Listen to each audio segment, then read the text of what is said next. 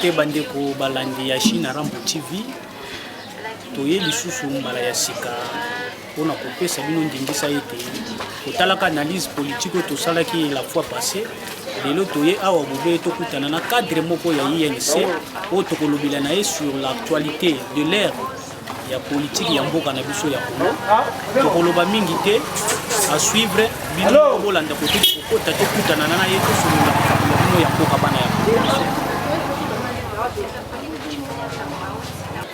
bande kondingi kaka tosololaki na bino tala biso siko tokomi na esika yango tozwili bino moto toyebisaki bino tokozwa oyo azali moko ya bakambi ya lingomba oyo ye politiki tozali kobenga INC ya Monsieur Vital Kamerhe tala biso toye lelo bobele na ndako na ye tokosolola na ye na makambo etali mboka na biso oyo ezali situation politique de l'ère toye awa bokoyoka mpe baanalyse mpe bokoyoka oyo ye basuggestion akosugere mpona pays mbote ndeko Jansi Matadi.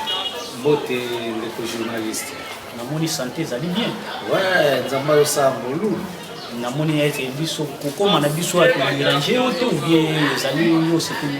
Non, boko déranger ngai mpona nini eza makambo masolo ya mboka de temps en temps il faut tobeta il faut tosolola évolution nini makambo nyonso ezali kotambola boni tolali boni tolamuki lobi kozala ndenge nini tokotambola ndenge nini eza dérangement te eza mosala oyo biso topona ebongo baimpression na yo na chaîne na biso oyo China Rambo TV ezali ndenge nini ozali komona? Non, China Rambo TV vraiment ezali chaîne oyo eza suivi eza suivi bato bazolanda tozozwa bappel tozozwa bafélicitation en tout cas na tondi obotondi na mosala ozali kosala na China Rambo TV en tout cas bokoba ezali bachaîne oyo ezali koloba bosolo bachaîne mingi ya télévision ezali komema bato na mwa libungi na mwa bokosi mais avec China Rambo télévision en tout cas ça va vraiment ça va.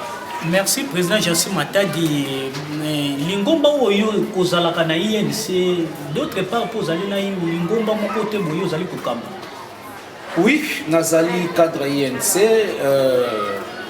nazalaki vraiment notifié pe nommé na mwana mboka honorable Dr Vital Kamerhe azali président national ya INC comme conseiller na Fédération nationale de jeunes. Alors après otala ndenge makambo ezali kokende tosalaki boa lisanga na biso moko oyo tozali kobenga yango na kombo ya ASBEL, la force de Vital Kamerhe sur sa vision pour le Congo. Na mokuse ezali FVKC nde ezali lingomba oyo nazali kokamba lokola coordonnateur mais nazali membre pe cadre ya parti politique Union pour la Nation Congolaise INC na bokuse. En tout cas totondo botondi na ndingo ya bibiso tokokota mbala moko de d'entrée de jeu na masolo oyo etaleli analyse politique ya mboka na biso ndeko Jansi Matadi etant que ozali cadre ko ozali acteur politique. Première question na biso ezali ko basé pour la démission ya Benoît Luamba lokola azalaki premier vice ya cour constitutionnelle ye ndenge ya démission selon bino ozali komona situation ezali ndenge. Merci mingi na motuna wana ya démission ya président ya cour constitutionnelle oyo tobengi mwana mboka Benoît Luamba Bintu. Bon, ko démissionner yambo ezalaka conviction ya moto soki amoni ke eloko nazali kosala na kokisu kosala yango te, par exemple santé permettre te, par exemple makambo na kute na yango sengeli na démissionner. Oyebi démission ezalaka eloko moko to likambo moko ya motuya na bomo ya moto oyo alingaka ko démissionner te to oyo alingi kotingama na ebonga na esika nde azalaka moto mabe. Moto nyonso amonaka ke awa ekoki ndenge nga na sali ba misusu basala azali moto malamu. Donc Benoît Luamba on n'a pas compris ye moko atindi lettre à démission na ezalaki acté par le président, donc président de la République, chef de l'État, mwana mboka Antoine Félix Tshisekedi Tshilombo azwaki acte. Après, tout le monde a démissionné, a démenti, mais étude que mikande sepesamaki adémissionnaki problème eza te moto moko te oyo na place oyo azali kosala aza irremplaçable. Donc soki akei mosusu akomona na mpe akozala kokamba pour constitutionnel problème eza te kote wana. Malamu mona mboka mais tozali komona kodémentir démission na ye bobele nano akendaki kuna na mboka oyo ya banoko na biso babelge ye akendaki kuna mobele azwa basoin médicaux na ye. Mais tozali komona soki ye akodémentir eloko ezali te à l'entremise ya avocat na ye po ete avocat na ye nde moto azodémentir. Mais tomoni ete président de la république azwaki mbala moko na démission ya Benoît Lwamba. Est ce que bino bozali komona te place wana ezalaki na eloko moko bobanaki kobomba na se wana? Merci ndeko journaliste nakoyi biso ya mbo ete mwana mboka Benoît Lwamba lelo boye akomi na mibu tuku sambo na mitano to na motoba et puis azalaka dérangé na mwa maladie eza mpona mbala liboso te ke avoyage mpona kokende kozwa soin na ekolo ya Belgique akendeke de temps en temps. Alors soki amoni ke santé e permettre ete aza na droit ya kodémissionner, il est libre. Bon, soki avocat azali kodementir ke ya démissionner te esengeli boye wana biso tozali kozela tokozela mpe eloko lisusu te mpo président de la république asazwi acte na banzomonaki ayuki konome mpe bajuge oyo bazalaki na ngambo to kota ya président de la république ayuki konome 3 juges en remplacement ya Benoît Lwamba mpe bajuge oyo mibale bazalaki na ye lingomba moko. Donc côté problème ya mwana mboka Benoît Lwamba to tourner page toza kokende na makambo oyo eza koya liboso. Tokota mingi président Jansi Matadi na oyo etalemi bobele bopondami ya mokonzi ya seni tozali komona biso nyonso tu ndenge bayi congolais ndenge batelemeli enterrement wana ya Rosa Malonda na likolo ya mokambi ya seni epona bino bozali komona affaire yango ezali kokende nini po soki population aboyi mutu seke ye moko azali conscient ayebi mabe nini mutu wana asalaki siko mpona bino bayi politiki bozali komona yango lolenge.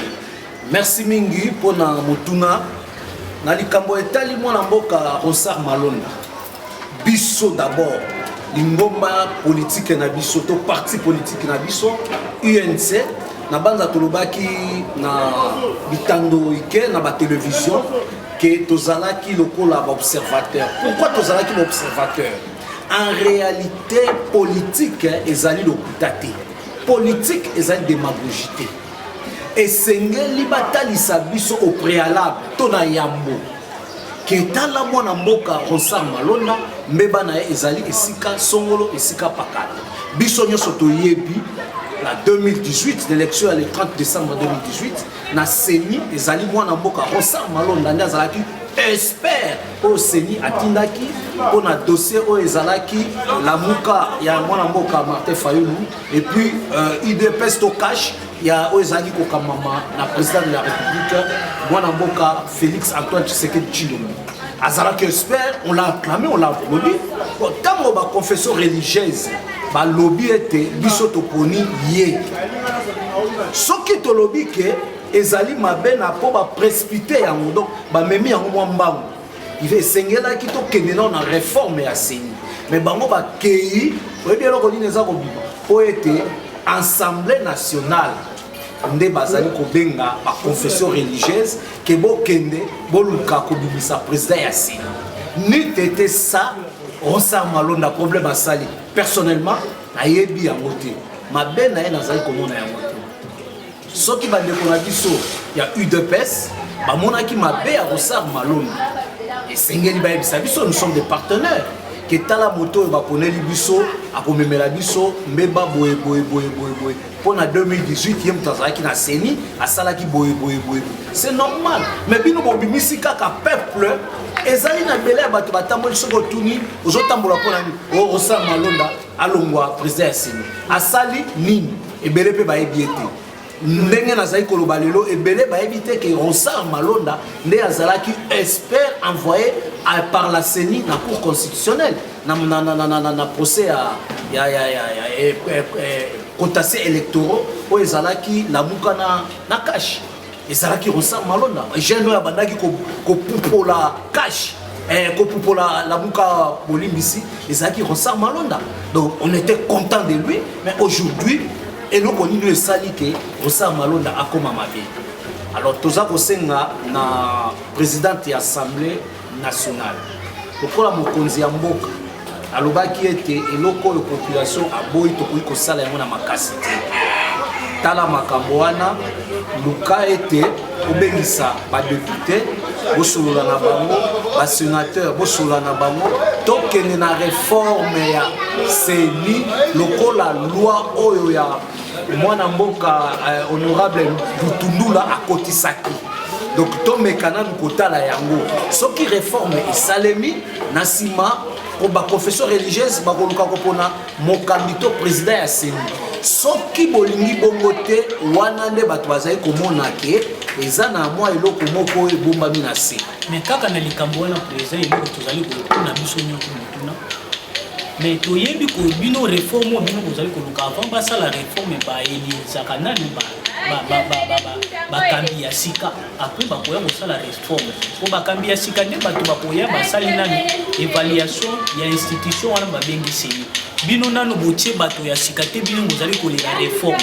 Est-ce que yango réforme yango bokosala yango na bato bokosala réforme ya ba règle po ezo régir CENI ou bien bokosala réforme ya l'individu eloko nde biso bozomituna po toyebi na règle générale po kosala réforme il faut nanu bakambi ya sika bakota bango nde bakambi ya sika bakosala ya bino rapport ke tala CENI ezalaki dirige boyeboye après bino bosanga ti na kosala réforme pour la réforme on bino bozali kolokeza ya l'individu nanu ou bien réforme ezali kolowa nanu bo élire nanu bakambi ya sika après nde bokoti na réforme. Merci mingi ndeko journaliste tout motuna malamu yeba ete réforme ya CENI ezali te ke bato bazali kokota bakambi ya sika nde bakosala réforme wana. Réforme ya CENI d'abord pona koyebisa yo il faut ba auditer CENI bakoauditer banani bato bazalaki na kati. Alors bato bazali na kati soki ba auditer bango batali ete place boye basali musa malamu place boye basali musa malamu te nde na sima bakopona bakambi ya sika kotalisa bango ke tala place boye baninga na bino ba échouaki tala place boye baninga na bino ba réussisaki alors bokende na boye réforme wana esalemaka obele na Assemblée nationale. Assemblée nationale nde baza ko auditer CENI, Assemblée nationale nde baza ko loba ete biso toponi oyebi ke ba membre CENI président ya CENI na ba membre ya CENI nyonso ba membre plénière bazalaka atterriner na Assemblée nationale. Donc Assemblée nationale ndazoka acte da bango pe atindi bango bana misala. Alors soki Ronsard Malonda bobandi na kokona ye akosala audit comment ye akosala réforme ya ba membre oyo bazali kuna ezalaka côté ya ba parti politique ye akosala ndenge nini ba parti politique nde baponaka bazana bakota na bango ya ba membre CENI et sengelaki nde ensemble ba auditer ndeko Corneille Nangaa na ba membre nyonso ya CENI y compris Ronsard Malonda comme expert bako auditer bango soki esili tokoyeba te place bo ezalaki bo loi oyo tobimisaki ezalaki bo ndenge tolobaki ke loi eleze ya président de la république elongwa ya tour moko ekoma na tour mibale zonga bakotala yango est-ce que ezana ba inconvénient nini ba machine à voter est-ce que tokokende na yango ezana inconvénient nini bani nyonso wana ba circonscription électorale nzela côté wana bebaki kuna bazalaki te sikoto bongisa nzela to sabo nyonso wana yango to kobenga réforme toyeba ete misolo bimaki boye basaleli boye etikali boye nambala oyo tokopesa boye pona boye oyebi ke élection locale municipale peuple nini communal nano esalemi te mais tout ça na posa ya élection depuis 2006 nano esalema te tout ça peut na posa ya élection. Alors ezo senga pena réforme natali na loi oyo mwana mboka Lutundula akotisaki te mais na koluka yango na kotanga yango soki ezali ndenge wana bameka kotala loi wana bongo ba débattre na yango na Assemblée nationale. Toyebi ete wana ezali makambo na bino ba yi politique il faut ete bino bozalaki ntango bango bazwaki bozwi pouvoir osa malonda nde moto azalaki kuna na cour constitutionnel arepresentaki seni lokola expert obetaki maboko po ete bino ngambo na bino ya kashi bato bolongaki wana population ye moko moto akojuge toke na ngambo oyo ya baordonnance ya président de la république awuti kosigne konome bagénéraux oyo ezali matière oyo ezali kotouche république po ete tozali komona na ngambo na biso bandeko na biso ya est ndenge bazalaka na problème bango balekaka te une semaine sans mpona minduki ebeta mais tozali komona koto mpe bagaz lacrymogène mpe babala yango ezali kokota yango kaka na nzoto ya bacongolais mais mpona bino ordonnance wana ezali légal ou bien eza illégal oyo tozali komona ezali kokweyela mama na conflit entre premier ministre na ministre ya intérieur mpona bino bokoloba nini. Merci mingi omoni ndeko journaliste nakoloba no eloko moko président de la république c'est lui le garant du bon fonctionnement des institutions. Alors, président de la République, ce qui a moniqué et Sika Boye et Tamboul Malamouté, le coup la constitution, ça peut ça est Makoki. Akokutanana premier ministre, Bako Solola, Bakoe, comment Kobongisa et Siko Zakota Malamouté. Ngaipe na Kamwe Koyoka. Makambo oyo porte-parole ya premier ministre à lobby. Bordonnance wana ezalaki bordonnance teke esalemi kaka le 17 juillet 2020. Non, ezali ba makambo oyo ba préparation ezalaki et meli mwa moke. Donc premier ministre soki azalaki au courant na yango te et que le président de la République a signé contresigné par le vice-premier ministre intérieur, au premier ministre a dit que Atikela qui est une photo pouvoir il y a signé l'ordonnance na place nae pour na uti kolanda lobi que zali ba mikanda moko apporter juridique politique grave. Donc aza ko définir la responsabilité. Donc na ndenge wana soki ete azalaki na pouvoir wana te asali yango ezali mabe. Mais kasi pona ordonnance président de la République ordonnance a signé ezalaka mabe te. Et koki kozala mabe te ezali ordonnance a signé yango pona mboka ekende liboso. Ya mabe ezalaka soki asali ordonnance pona mboka etelema to ordonnance ezali contre population. Mais oya kosala remaniement c'est à peu près une année 7 mois, une année 8 mois nde asali ba mise en place na moni mabete tokotala lokola mwana mboka Sylvestre Ilukamba alobaki ete akomona mokonzi ya mboka po basolola naye na makambo wana tirer au clair la situation.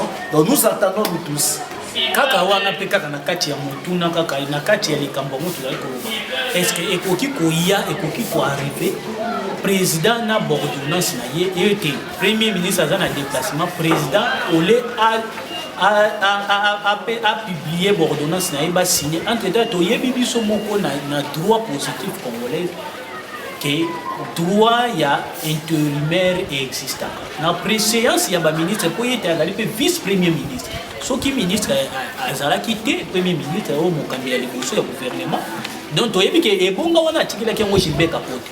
Donc Gilbert Kapote bon ndenge biso toyebeli ndenge droit pe ezali ete azalaki na responsabilité pour président de la République akoki kozela te ministre o azali na déplacement pour azela ye ya ya konsonga ba signer ordonnance. Est-ce que place wana ozali komona te ndeti na coalition ngo ya bino wana ezali na ba problème oyo azolinga sala malamu mais oyo azokanga ye na bilamba oyo azolinga sala mabe oyo azosala malamu ayebisi te kosala bongote kuna. Merci beaucoup pour la montuna wana eloko na koyebisa yo intérimaire ezalaka ndenge olobi wana préséance ezalaka na banza na gouvernement ya 2015 na journal officiel préséance ezalaka vice-premier ministre ministre affaires étrangères. Mais actuellement c'est le vice-premier ministre ministre de l'intérieur. Alors ezalaka lolenge nini soki ngai nalingi na voyager naza ministre nakopona moto oyo nasengeli kotikela intérim na sali lettre na tini na gouvernement et pas ya premier ministre mokonzi ya gouvernement na sali pe copie na transférer yango to na transmettre yango et pas ya président de la République. Alors na lettre nga na sali nakotikela moninga na ngai ministre ba prérogative de pouvoir ya ko exercer mosala nga na banai kosala. Mais tant que premier ministre alobi ke nalobaki na ye ba courrier nyonso etali ngai ekende na cabinet na ngai donc na primature. Soki urgence ezali ba informer ngai. Nazalaki na Lubumbashi, nazalaki na mboka ba payate. Il fallait pas bien nga nga site, mais nazalaki surpris comment na yango na etano moketo na chaîne nationale radio télévision nationale au babengi RTNC. C'est ce que le porte-parole du premier ministre a dit. Donc nous ne comprenons pas qu'est-ce qui se passe au juste. Donc président de la République azali na pouvoir à Koki Kolobate que non nazela premier ministre akende pour la ministre d'ordonnance. Et nous avons tous vu combien d'ordonnances est bibi dans les jours, les 17, les 18, combien d'ordonnances ont été contre-signées par le vice-premier ministre, ministre de l'Intérieur, Gilbert Ankonde. Bon, ce qui est premier ministre, c'est lui qui est le numéro 1 auprès de l'Assemblée nationale à ce qui concerne le gouvernement. Est-ce que vous avez que vous avez mais pour nous, na koloba ete ndenge nalandi pe bandeko mususu ya FCC balobi ke urgence ezalaki te o esengaki kaka ordonnance wana bima kaka na déplacement ya mwana mboka Ilukamba premier ministre. Et ce qui olandi lisusu ministre ya défense azalaki pas de déplacement muto signé yango mwana mboka Sylvain Oyazali vice ministre. Ce qui a dit le ministre de la Défense, Azalaki Libanda, donc je signé qui est la place nae vice-ministre Otobengi, moi je suis Sylvain Mutombo. Donc je suis FCC quelque part, je suis comme si ils avaient une complicité, mon copoye, bateau na bango babima, bongo président de la République Asala Makamboana. Mais ils ont pour bongo te zaliete, boka etambola. Motomo côté où yazalaka éternel la poste to motomo côté ça irremplaçable. Tout le monde est remplaçable et puis continuité il y a chose publique et zali constitutionnelle. Donc moi na mboka agence matadi yango pe population zo senga pe ka coalition ngo ekufa to éviter so ko bénéficier na banani soki pe banani ba ko gagner to éviter. Pour biso to éviter ata yango ekufi coalition ngo président ko tika kaka président de la république. To éviter banani ba ko zala ba président pe banani ba ko zala ba gagner. Oye kozonga makambo etaleli autorité morale na bino ndeko Vital Kamerhe. Ndeko Vital Kamerhe tomoni ete kuna bino molobi ete na toyebi ete mokangami ya ndeko Vital Kamerhe. Tomoni awa bapublier déjà que le 24 aza na cour d'appel. Na cour d'appel kuna bozali koluka annulation ya peine na ye ou bien bozali koluka libération na ye totale. Obino ti lelo bozo décrier bolobi ke procès wana ezalaki politisé. Toyebite na cour d'appel wana bokeyi pour ba arranger des erreurs ou ezalaki kuna na tribunal à Sambaki et bien bino bozo kokane. Merci ndeko journaliste pour na mutuna na oyebi ozali biso nyonso ba congolais et puis congolais nyonso oyo avandi na RDC to na libanda ya mboka alandaki procès wana po elekaki na chaîne nationale. Ce qui olandi procès wana malamu okomona ete mwana mboka Vital Kamerhe bokangami na ye ezali na nko o biso tokobenga ezali politisé lisusu ezali orgueil to lolendo ya ba juge yango moni bandeko na biso ya FCC baza kobunda pona loi ya mina kuna sakata po ba juge bakomi lokola ba vice-président na mboka soki olandeli procès wana.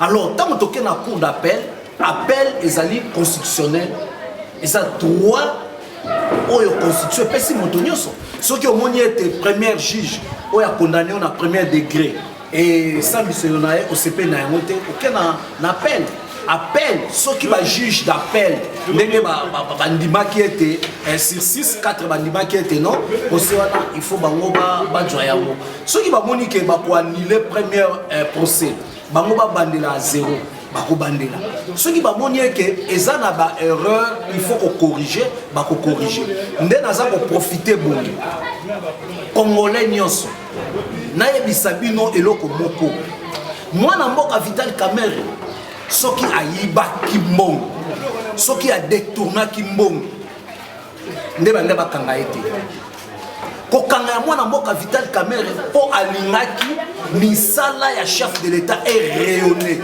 Mais eloko tozali ko comprendre te pe tozali ko mona flou tozolinga to kota na baseto eba moto nyonso ministère public avocat civil procureur général oyo azalaki na procès wana contre Vital Kamerhe va promouvoir bango. On ne comprend rien. Qu'est-ce qui se passe? Tosengi na Congolais nyonso azana souci à RDC. Ba lobeli mwana mboka Vital Kamerhe makambo ebele moyibi aza motema mabe aza caméléon aza bo. Na koyebisa bino eloko moto wana azande na souci ya ba Congolais. Place nyonso ya zalaka awelaka ba Congolais. Soki botuni na assemblée yenda matisela ba personnel ya assemblée mbongo. Ok, la présidence, na moi, Mikolo Asali a triplé salaire ya ba personnel à présidence.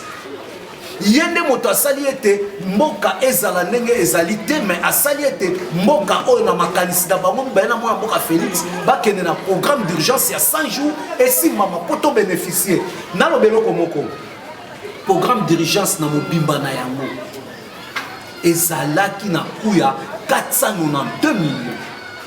Programme d'urgence à 100 jours à chef de l'État. Baye kolongola po ya kasapa etikali 422 millions. Alors bato mingi bazali oyo baleka ba 422 millions ezali projet moko. Soki tolandi ba passerelle po ba boake biso mabende botala kuna yango. Bolandi kaka modernisation aéroport et bimi esengaki combien? 555 millions. Mais programme d'urgence, Banzela, Bakisi, Baopito, Baécole, Banini, Nyonso, Bandako, Basoda, Bapolicier, Basaut de mouton, et Sali 422 millions. Mais il faut que ça monte maman bepo na konyo ko na moto aza osama ka mandemana il faut que ça monte maman bepo na ko ba ete bo écarter wana mboka Vital Kamerhe na course à 2023 non wana atan zambe na likolo ko sepena ya monte biso tozali komona baza ko kosa makambo na cité na présidence de la République il y a une certaine combien de membres na présidence de la République.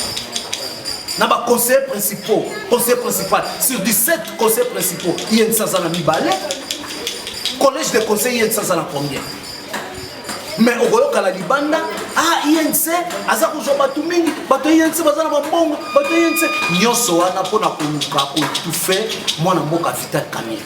Dans 5 Congolais, Nyoso, le 24 au vendredi, 7h du matin, ceux qui ont un souci à Mboko, Zala na tribunal de paix à Gombe. Na 7h du matin tolanda ndenge nini procès ekozala soki bamoni eke mwana mboka Vital Kamerhe réellement ba preuve ezali ka détournaki justice au samusana ngo mais soki a détournaki te justice pas samusana eza pe état de droit ezaka kateke na rendre compte na mutu moko boy na ebisa yo procès ya nani ya Blackler et soki ndenge nini tribunal a déclaré compétence pour trancher dans la prochaine ya Blackler ya Safricas pour la marabation de moutons.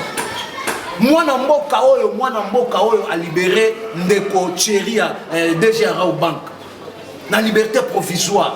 Mbongo ndeko Cheria a pesa ki 32 millions za watu. Yé a eu liberté provisoire, tozaki état d'urgence a comme na Europe ndengeni. Et c'est état de droit. Il faut tout nous compter ba makamudu. Mwana mboka Vital Kamerhe va na prison. Bazaro bimsa ba rimero balingaki ba pesa tenir ba soda akima non azana prison azozela aza congolais azozela alors eza pasi soki tokotambusa mboka na lolenge oyo eza pasi ba congolais wana tolandi ezali yo wana ezali ba argument na yo pe wana ezo engager yo lobi balingaki ba pesa ye tenir bima wana ezali ko engager kaka yo biso te batoto lobi bon mwana mboka agence matali poto suki se mission na biso question ezali moko. Est-ce que FVKC Oya Yowana est-ce qu'ils allaient reconnu et pas autorité morale il y a INC Vital Kamerhe il y a personne qui ont dit ça était yo sala babilo wana na mukuse poto zali ko koma na suka émission na biso kata ngai nazali politicien et puis na ko sala likambo lokola bana mikete baza ko sakana non komela mwana mboka Vital Kamerhe kasi eza reconnu pour na komaki na parti pas ya secrétaire général longonya mususu to topesaki na oyo azali mokolo chaîne ya Chine na Ngambo TV oyo tozali kobenga Serge Itcheki ya azali na États-Unis pe topesi mbote munene na Trésor Itcheki pe na pesi mbote munene na Esther Ngiama oyo azali na biso awa pe na pesi mbote munene na Jenga Yaba oyo azali kolanda biso pe na pesi mbote munene na Gisha Yaba pe na pesi mbote na ba oyo ya ngai Mama Ejide Muyembe pe Papa Wata pe Odette Wata Ines Wata pe Plamedi Itcheki. Le président de Komi Nasuka Tokote les Mapona pour 4 émissions de Biso Totondi au Botomi. Merci beaucoup, merci vraiment. Marassima, vous êtes toujours le bienvenu. Ciao Bandeko, Bolandi Biso Mingi, Silisi et Biso na Biso Mingi.